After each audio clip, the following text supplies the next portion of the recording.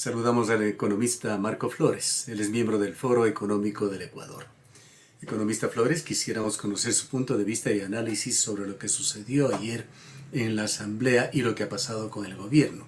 La Asamblea trató el informe de minoría, es lo que aprobó, y el gobierno lo que hizo es sumar este informe de minoría a su propuesta original, dejando ya a discrecionalidad del presidente de la República elevar el IVA hasta el tope de la aspiración, un 15%. Claro que está esto por aprobarse, pero no se ven muchas otras perspectivas en el camino. ¿Cómo vio usted esta situación?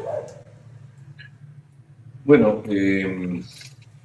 no creo que hubieran mayores sorpresas en realidad. Lo penoso es que la Asamblea, al negar el IVA, que es lo que debía haber hecho, es decir, negaron el IVA, pero no archivó el proyecto. Y entonces el presidente de la República ha vetado parcialmente el proyecto que aprobó la Asamblea. Y digo parcialmente porque las otras cosas que aprobó la Asamblea, esto es la contribución de los bancos y la contribución de las empresas, no las ha vetado. Pero aquí hay varios puntos. Yo creo que por un lado hay un análisis técnico que hay que hacer de la conveniencia o no de lo que ha sucedido y de lo que está diciendo el presidente. Y por otro, un análisis legal, que aunque no soy abogado, pero algún criterio tengo al respecto. Mire usted, en el plano técnico, el veto del proyecto, o el presidente al vetar el proyecto, le solicita a la Asamblea que le entreguen la facultad para él modificar el IVA hasta el 15% cuando crea conveniente hacerlo. Esto, desde el punto de vista del manejo de la política económica y de la política tributaria específicamente, es un absurdo. Yo no conozco ningún presidente democrático que tenga esa facultad. Los países tienen pesos y contrapesos y son los congresos, en este caso la Asamblea Nacional, los que establecen o quienes establecen los pesos y contrapesos. Así funciona con los congresos del mundo. De manera que me parece una propuesta improcedente del presidente de la República. Cualquier modificación al IVA, y desde el año 2001 se han venido solicitando varias modificaciones al IVA, hay como 7, 8 solicitudes, siempre arguyendo que si no se sube el IVA, si usted revisa, siempre se arguye que si no se sube el IVA no viene la plata a los multilaterales, lo cual es absolutamente falso. Lo único que puede comprometerse es, y tampoco que destruirse, pero que podría comprometerse, es un eventual financiamiento del Fondo Monetario. Pero los multilaterales están exentos de la condicionalidad, la CAF, el BID, el Banco Mundial, el BID. Entonces el presidente a las 2 horas presenta el veto y dicen: acepto lo que ustedes han resuelto menos el IVA, y deben a mí la facultad de yo poder establecer cuál es el nivel del IVA. Ya la Asamblea le dio ayer la facultad de modificar el impuesto a la salida de divisas. Le dieron esa prerrogativa, pero él está pidiendo, además esto, como le digo, me parece además absolutamente improcedente desde el punto de vista técnico. Y desde el punto de vista legal, mire, yo estaba recordando y revisando notas que en el año 2, yo creo que además el presidente de la República, con la solicitud que hace, adolece de inconstitucionalidad. Yo estuve, le digo, revisando notas, y en el año 2001, el entonces presidente Noboa, Gustavo Noboa, le solicitó a la Asamblea, asimismo diciendo que si no le subían el IVA, los multilaterales no le daban dinero. Le solicitó un IVA de 15%. En esa época no se llamaba Asamblea, sino Congreso Nacional, año 2001. ¿Qué hizo el Congreso Nacional? Le negó. Entonces el presidente de Noboa produjo un veto parcial, como el que ha producido el señor Noboa actual. El presidente Gustavo Noboa produjo un veto parcial y dijo: bueno, entonces voy a proponer que me suban el IVA al 14%. Y la Asamblea del Congreso de la época de la que 2001 le autorizó, le aprobó el IVA al 14%. Y quedó aprobado. Pero alguien interpuso en lo que esa época se llamaba una acción de inconstitucionalidad. Y el Tribunal Constitucional resolvió y dijo que el veto parcial producido por el señor Gustavo Noboa era inconstitucional. Y echó abajo el incremento del IVA y lo volvió a dejar en el 12%. Ahora, en el año 2024, ha ocurrido lo mismo, porque la Constitución dice que el presidente, en el caso de los vetos parciales, no puede añadir nuevas materias y solamente tiene que referirse a lo ya tratado. Y ese no es el caso. Está añadiendo nuevas materias, como por ejemplo que le traigan a él la prerrogativa de fijar el IVA y algunas otras cosas más que dice. Pero en todo caso, Gustavo, este es un asunto que tendrá que resolverse entre la Asamblea y seguramente la Corte Constitucional. De manera que el Ecuador, por lo menos por un tiempo, si es que así ocurren las cosas, en este país pasa nomás cualquier cosa.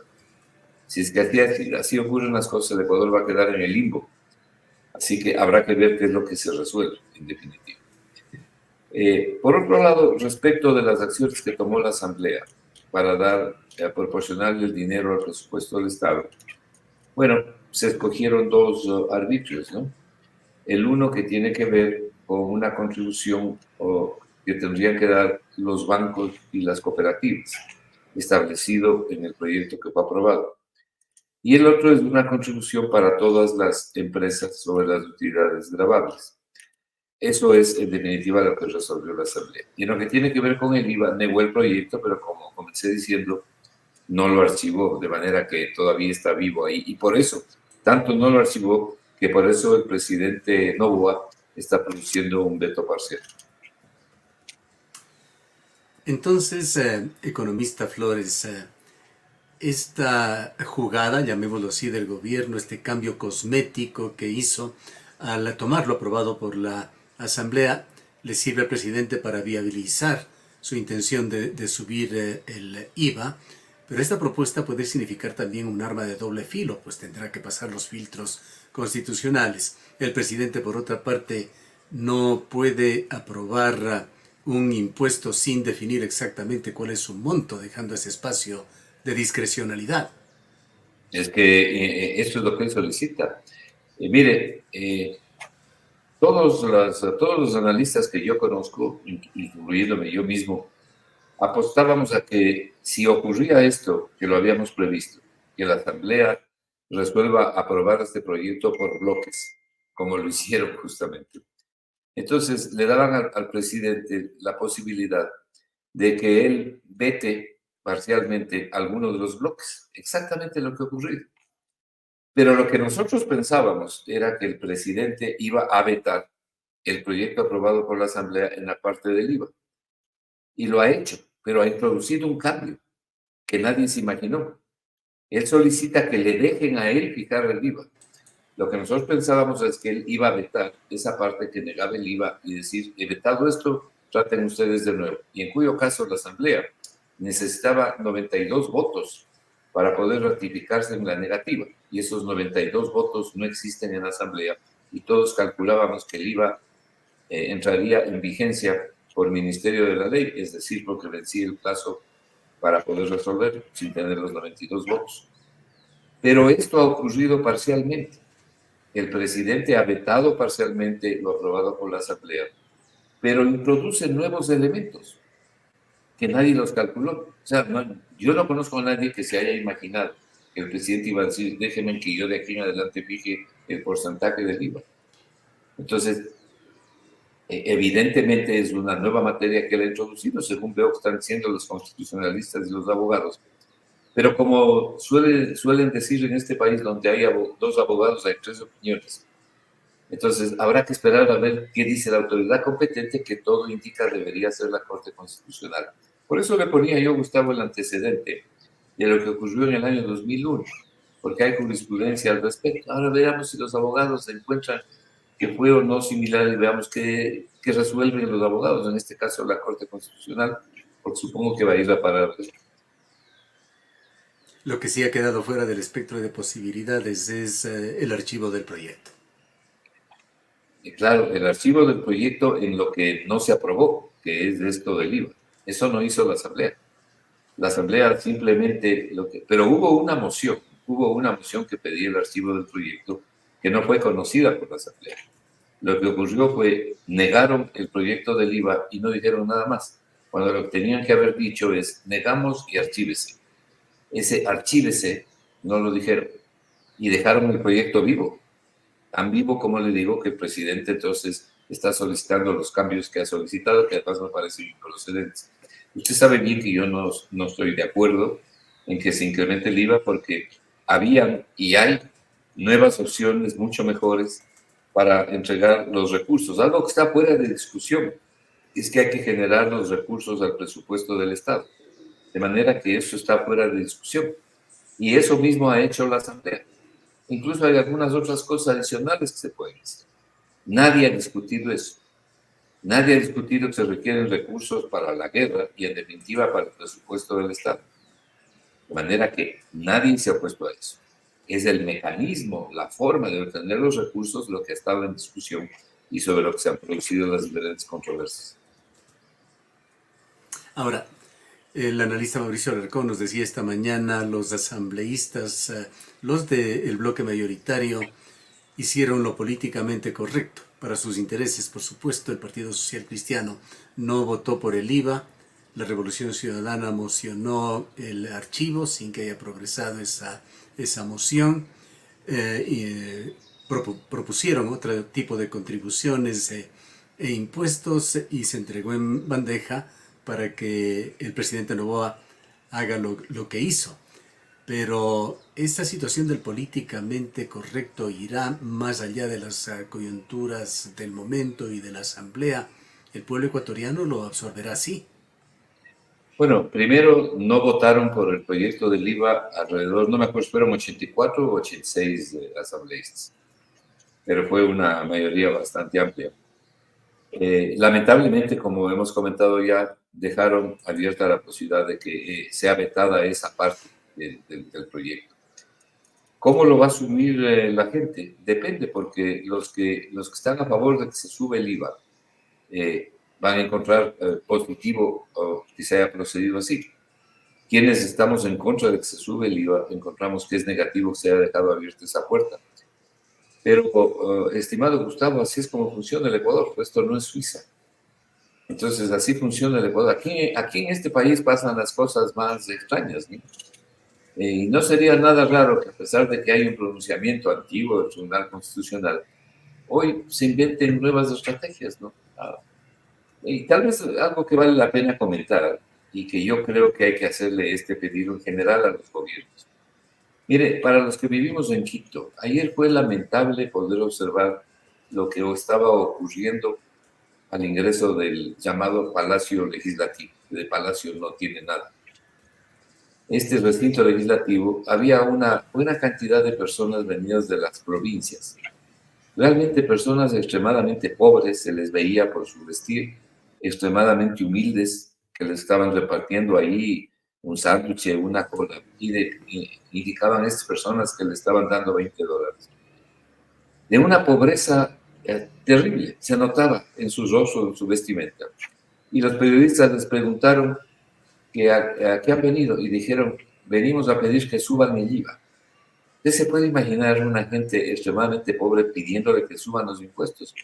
Bueno, a mí me parece que eso es abusar de la pobreza de la gente y, sobre todo, es pisotear la dignidad de las personas, porque son personas que por su pobreza seguramente no pudieron educarse y son absolutamente ignorantes en el sentido de ignorar. No sabían lo que estaban pidiendo, no tenían capacidad de respuesta. Fueron varias las entrevistas que se pasaron en los medios. Esto no debe ocurrir. Es decir, ningún gobierno debe hacer semejante cosa, ninguna fuerza política. Prácticas populistas, propaganda que ha sido fuertemente criticada en Ecuador.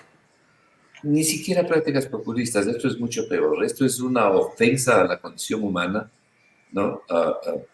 Porque son personas muy pobres, ¿no? Es decir, es ofenderlas realmente, pues son personas que no saben realmente lo que están haciendo y que por necesidad, ¿no? Ahí había personas que dijeron que venían de Alamosí, de por aquí, de más allá. Terrible, ¿no? Los gobiernos no deben prestarse para producir este tipo de humillaciones. hay que respetarle a la gente y esto me parece deplorable. En todo caso, economista Flores, en un análisis pragmático, si el proyecto vetado, tal como retornó el presidente Noboa a la Asamblea, es finalmente aprobado, esto lo sabremos en 30 días, ¿cuánto significa? ¿En qué medida contribuye a solucionar parte de ese hueco fiscal? Bueno, infortunadamente la Asamblea aprobó que el impuesto a la salida de divisas, que le dan al presidente la potestad de elevar hasta el 15%, hasta el 5%, perdón, ese impuesto debía haber sido elevado al 6%. Al 6%. Con un incremento del 3,5% que está ahora al 6%, los ingresos adicionales para el presupuesto del Estado hubiesen sido alrededor de 540 millones de dólares.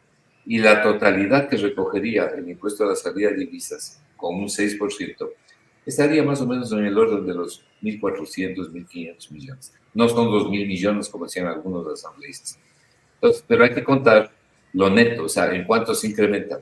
De acuerdo a mis cálculos, se incrementa en un poco más de 400 millones de dólares, más bien dicho, un poco más de 500 millones de dólares, si hubiera sido el 6%. Pero no que el 6%, lo dejaron en el 5%. Me parece que no debían haberlo hecho eso. Segundo, la contribución de los bancos y de las cooperativas, de acuerdo a mis cálculos, les daría alrededor de unos 350 a 400 millones de dólares. Y luego vienen las contribuciones anuales, ¿no? Y luego vienen las contribuciones del 3,25% sobre las utilidades de las empresas, de acuerdo al artículo 89 del Código Monetario. Y eso seguramente les da 400 millones de dólares más. Entonces, si sumamos todo esto, podemos estar hablando alrededor de unos 1.500 millones de dólares, que es una cantidad superior a la que el gobierno pensaba recaudar con el incremento del IVA. Esos son los números. Pero también hay que reactivar la economía. Hay que generar una capacidad de reactivación a través del incremento del Producto Interno Bruto para tener una base tributaria mayor. No porque se incrementan los impuestos, sino porque la economía crece. Pero si no hay inversión pública, si el gobierno no se preocupa de verdaderamente impulsar el crecimiento con empleo, entonces estamos marchando en el propio terreno y no vamos a resolver nada. Hay temas Ahora, que no se pueden dejar para después. Uno de esos, y este es inmediato, Gustavo, el gobierno debe conformar un equipo del más alto nivel para buscar la reestructuración de la deuda pública, específicamente la deuda externa. El Ecuador está debiendo 82,000, poco más de 82,000 millones de dólares, y eso se está llevando el 25% del Estado el pago de capital e intereses. Es una carga demasiado pesada para el Ecuador y peor en los actuales momentos. Y comenzando con buscar... con este tema de la deuda y con los atrasos del Estado, faltarían de cualquier manera una cifra de, yo no sé, un poco más, menos, 7.000 millones de dólares. ¿Qué otras acciones, qué A ver, acciones adicionales debe tomar el gobierno?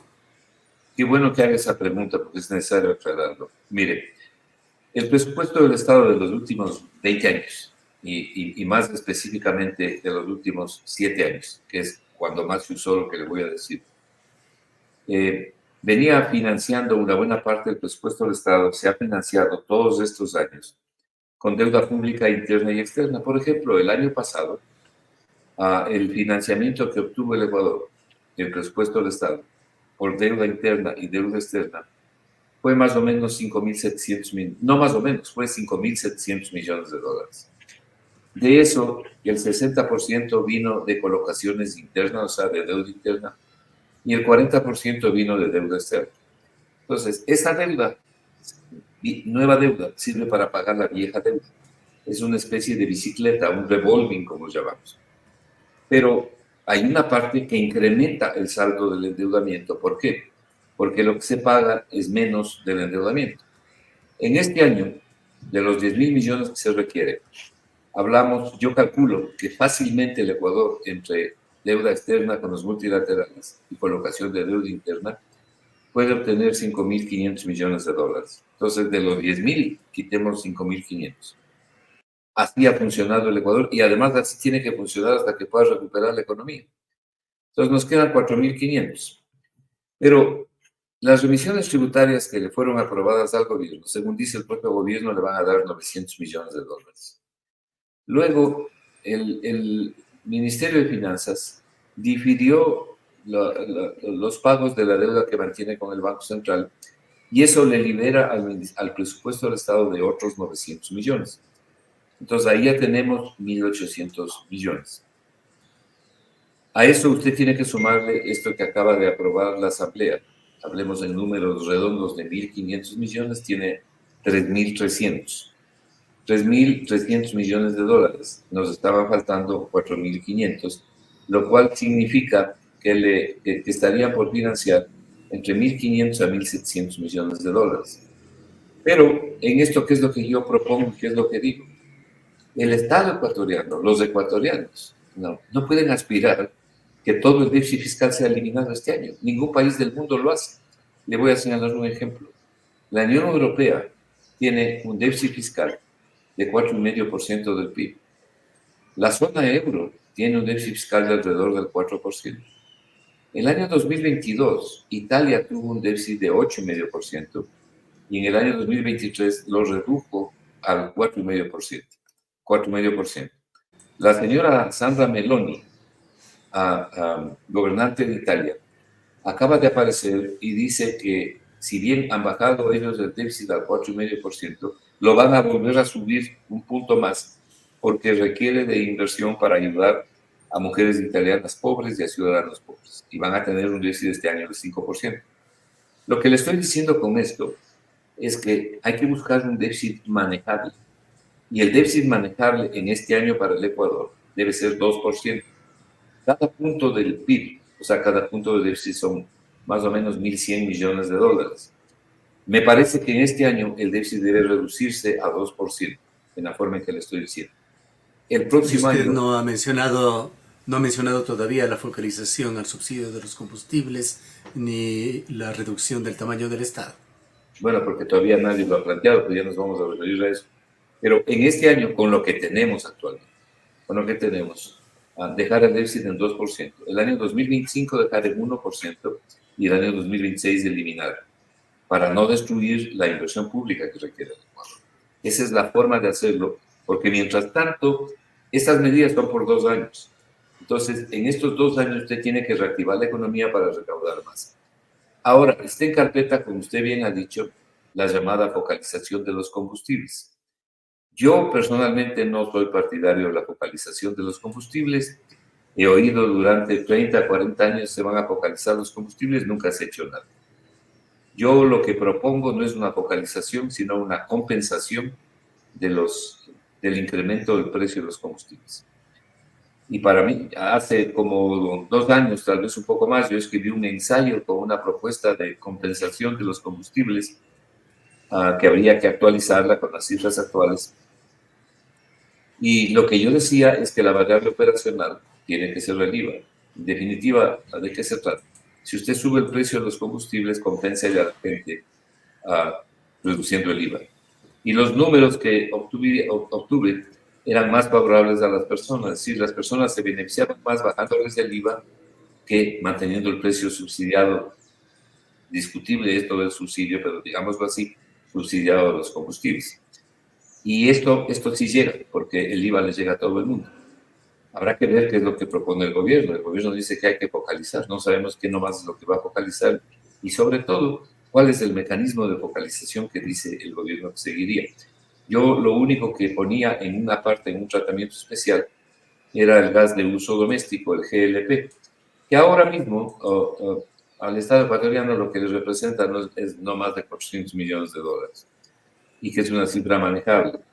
Yo ponía la bombona en ese estudio a $6, la bombona de 15 kilos, con lo cual se reducía sustancialmente el subsidio, pero se compensaba a las personas más pobres a través de la factura eléctrica y a través, en el caso de personas que viven en sitios donde no hay luz, donde no hay energía, porque es difícil creer que en el siglo XXI sucede esto, pero hay áreas donde viven personas que no tienen energía eléctrica. Bueno, a ellos se les compensaba a través del bono de desarrollo humano. Fue una cosa bastante estudiada lo que yo hice y veamos, ¿no?, qué presenta el gobierno. En términos de la segunda cosa que usted mencionó, la reducción del tamaño del Estado. Verá, aquí la gente y determinados analistas repiten esto de la reducción del tamaño del Estado. Para que la gente tenga una idea, el tamaño del Estado ecuatoriano se ha reducido. Se ha reducido, es 38% del PIB. En el peor de los casos llegaremos a 38,5% el año que acaba de terminar cuando estén las cifras listas. Ahora podemos hablar de un 38% del PIB. ¿Cuál es el promedio de la Unión Europea? 50%. ¿Cuál es el promedio de la zona euro? 49%. Y en general, los países tienen un promedio mucho más alto que el Ecuador. El problema del Ecuador no es el tamaño del Estado. El problema del Ecuador, dicho, hay dos problemas que tiene el Ecuador. Su falta de eficiencia en el sector público y la falta de crecimiento del PIB. Porque si el PIB hubiera crecido, entonces este coeficiente del tamaño del Estado sería mucho menor. La razón es bien simple. En el numerador está todo el gasto público y en el denominador está el PIB. Si el que crece es el gasto y el denominador no crece a la misma velocidad, el resultado siempre va a ser un cociente mayor. Lo que tenemos es que generar mayor crecimiento del PIB. Ahora, esto no quiere decir que en el Estado ecuatoriano, sobre todo en el gobierno central, que es lo que estamos hablando, no exista un exceso de burocracia en determinadas áreas. Pero usted no puede vendarse los ojos y entrar con un machete a pegarle a todo el mundo, como algunos sugieren que se haga. Simplemente, algunos incluso he visto realmente alarmado que por aquí un ex dirigente de las cámaras de la producción dijo: voten a todos esos vagos. Es decir, de una forma brutal. Bueno, lo que hay que hacer aquí es contratar o solicitar auditorías de gestión. Por ejemplo, para eso es bueno el Fondo Monetario, para eso es bueno el BID. Y lo pueden hacer gratuitamente o con créditos que ellos mismos le pueden dar al Ecuador. Y hacer una auditoría de gestión para ver dónde sobra o dónde falta la gente. Pero no solo eso, sino para ver qué procesos tienen trámites excesivos. En vez de 20 trámites para culminar un proceso, haya que hacerlo en 4 o en 5. Eso sí significa un ahorro importante para el Ecuador. Luego hay que analizar. Economista Flores, sí, lamentablemente el tiempo se nos ha agotado, pero no quisiera dejarle sin una pregunta más. Más allá de las dudas de constitucionalidad que usted ha señalado del proyecto, este indudablemente va a ser aprobado, lo sabremos a más tardar el 6 de marzo, pues no existirán los 92 votos para allanarse al proyecto original del Ejecutivo, tampoco para ratificarse en el proyecto de el informe de minoría que fue aprobado y ya vetado. No estoy tan seguro de que así funcione esto. Sí funcionaría si no hubiera un problema de constitucionalidad, pero por las expresiones que he escuchado esta mañana a algunos legisladores, ellos están aduciendo, independientemente de que haya o no hayan los votos, de que aquí hay un problema de constitucionalidad y que el veto que ha producido el presidente de la República es inconstitucional. Entonces la pregunta aquí es: ¿quién resuelve esto? Porque obviamente el gobierno dice que sí es constitucional. Si es que es desde el criterio de la Asamblea, solamente puede resolver la Corte Constitucional. Por eso decía, entonces todo esto queda en el limbo, como ocurrió en el año 2001 exactamente. Exactamente fue lo que ocurrió en el 2001. Así que habrá que esperar. Hay que ver en las próximas horas qué dice la Asamblea y qué resuelve la Asamblea, ¿no? Pero los ecuatorianos Digamos que quedamos se genera un importante umbral de duda en cuanto a qué es lo que pueda pasar. Y de especulación, y de especulación. Porque cuando hay la expectativa de que suban los precios, se produce un proceso de especulación. Y con el IVA, un IVA de encima 3%, genera un proceso especulativo mucho más alto. Mucho más alto. Es de los impuestos que genera mayor especulación. Bien. Muchísimas gracias por habernos acompañado. Buen día.